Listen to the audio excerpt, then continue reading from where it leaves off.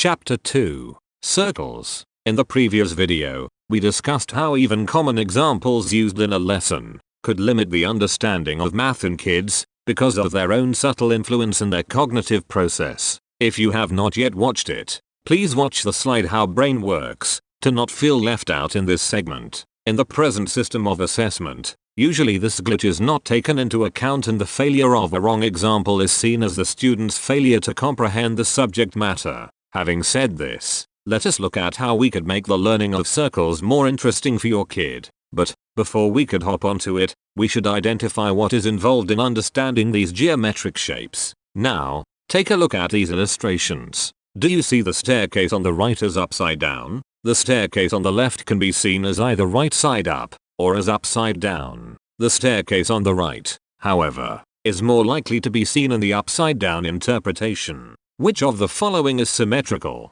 Both are symmetrical. Observers are faster and more accurate at detecting symmetry within a figure as in A rather than repetition within a figure as in B. Which moon is more similar to the one in the left side? Most observers see the bottom half moon as being more similar to the one on the left, even though it is the one on top whose wiggle is identical to it. Dr. Manish Singh, Department of Psychology and Center for Cognitive Science, Rutgers University, New Brunswick, and Dr. Donald D. Hoffman, Department of Cognitive Sciences, University of California, Irvine, has published these in their research paper Part-Based Representations of Visual Shape and Implications for Visual Cognition, to conclude that the human visual representation of shape is part-based, and we have discussed several geometric factors that determine how human vision parses shapes into parts and determines their perceived salience. What does this has to do with learning geometry? A lot, I would say. Next time you notice your kid having difficulty in applying the geometric rules, make sure that they had visualized the whole shape understanding the principles rather just had a visually amodal completion.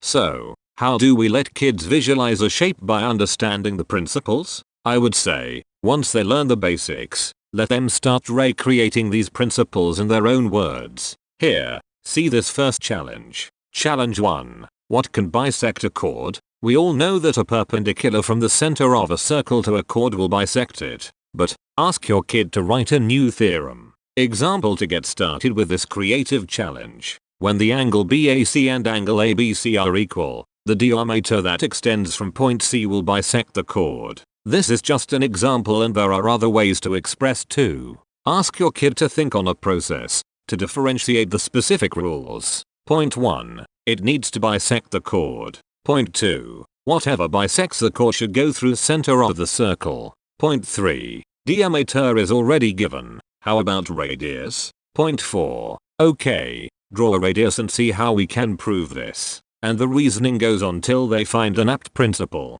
Task for you. A worksheet for circles is provided along with the illustrations as a PDF document. Please take a printout in A4 size paper and explain the worksheet to your kid. Remember, you are not explaining a theorem but asking them to think and come up with a principle that matches the theorem, and ask her or him to come up with a theorem that is universally acceptable. With God's grace, your kid might be onto some fundamental discovery. Once your child takes up the question and answers, check the possible correct answers in the link provided in the description of this video and discuss as required. If you like this video, please comment, like and subscribe to our YouTube channel. Thank you for watching.